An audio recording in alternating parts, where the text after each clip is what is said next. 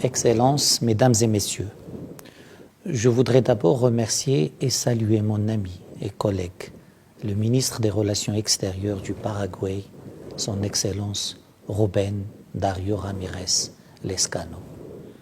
Je le remercie pour l'organisation de ce deuxième séminaire international sur les mécanismes nationaux de mise en œuvre et d'élaboration des rapports en matière des droits de l'homme. Je me réjouis de ce séminaire qui se tient tout juste un an après celui de Marrakech en décembre 2022 et qui, dans la continuité de celui-ci, s'emploierait à créer un réseau international des mécanismes nationaux de mise en œuvre et d'élaboration des rapports en matière des droits de l'homme. Le principe de ce réseau figure dans un engagement conjoint pris par le Maroc, le Paraguay et le Portugal. Cette convergence des trois pays n'a rien d'anodin. Elle est le fruit d'un engagement commun en faveur de la promotion et de la protection des droits de l'homme. Elle est aussi la preuve que les relations bilatérales solides et fondées sur la confiance mutuelle et les valeurs partagées peuvent impulser des progrès significatifs sur la scène internationale. Cette convergence est d'autant plus significative qu'elle émane de trois pays provenant de trois continents différents, ayant chacun sa propre histoire et sa propre trajectoire. Mesdames et messieurs, la protection des droits de l'homme ne connaît pas de répit. C'est un combat de tous les jours. Le Maroc est fier d'y prendre part et il le fait avec la plus grande conviction. Cet engagement découle en effet des hautes orientations de Sa Majesté le roi Mohammed VI, qui a fait de la protection et de la promotion des droits de l'homme le ciment d'une société moderne, juste et apaisée. Les droits de l'homme ont été au cœur des grands chantiers impulsés par Sa Majesté le roi. Chaque initiative de grande envergure a été porteuse de valeurs universelles. Le Code de la famille, qui est à nouveau en cours de révision pour favoriser une plus grande égalité des droits entre les hommes et les femmes. L'Initiative nationale pour le développement humain pour réduire les disparités sociales et économiques. Le nouveau modèle de développement pour promouvoir une croissance juste et investir dans des secteurs clés tels que l'éducation.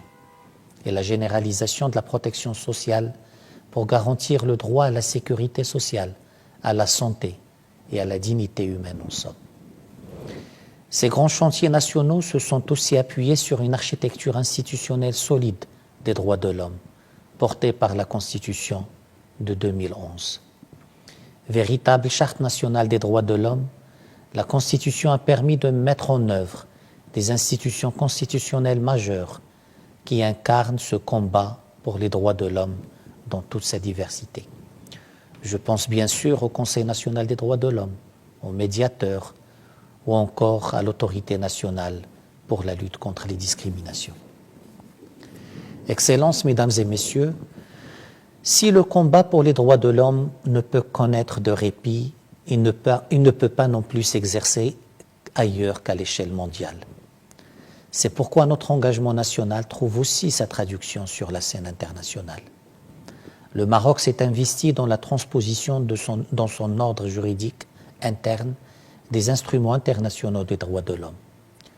Il ne s'est pas contenté de cette appropriation. Il s'est aussi engagé dans un dialogue sincère et une coopération volontariste en matière des droits de l'homme. Le Maroc ne ménage en effet aucun effort pour entretenir une politique d'interaction positive et proactive avec les mécanismes internationaux des droits de l'homme. Il communique de manière constante, transparente et systématique avec ces instances. Il participe activement aux examens périodiques et il soumet régulièrement les rapports nationaux au système onusien des droits de l'homme. Un bel exemple de cette démarche constructive d'authenticité et d'amélioration constante est le mécanisme national dédié à la mise en œuvre, à la rédaction des rapports ou au suivi des recommandations internationales en matière des droits de l'homme. Ce mécanisme a été impulsé par Sa Majesté le Roi, qui a placé le Maroc parmi les pays pionniers en la matière. C'est ainsi qu'en l'espace de 13 ans, la délégation interministérielle des droits de l'homme a pu développer une approche harmonieuse qui permet d'instaurer une interaction dynamique du Maroc avec les organismes onusiens des droits de l'homme, de coordonner l'action gouvernementale en intégrant une approche basée sur les droits de l'homme, de s'investir dans des relations de coopération, d'échange d'expertise et de renforcement des capacités avec les institutions sœurs à travers le monde, et de mettre en œuvre le plan d'action national pour la démocratie et les droits de l'homme, qui en est à sa deuxième phase de mise en œuvre et qui représente une feuille de route unique. Excellences, Mesdames et Messieurs, il y a ensemble quelque chose de tout à fait naturel dans l'investissement du Maroc dans le processus de création du réseau des MNMRS. On peut dire que la déclaration de Marrakech, issue du séminaire du 8 décembre 2022, a marqué une nouvelle phase pour les mécanismes nationaux des droits de l'homme, en mettant notamment l'accent sur l'importance d'établir des liens étroits entre les programmes de renforcement des capacités des mécanismes nationaux et la mobilisation d'une assistance technique. Et on peut dire tout aussi aisément que si Marrakech a posé les jalons de notre action collective, Ascension marque l'étape de formalisation et de structuration du réseau qui sera appelé à se développer à travers l'ensemble des continents.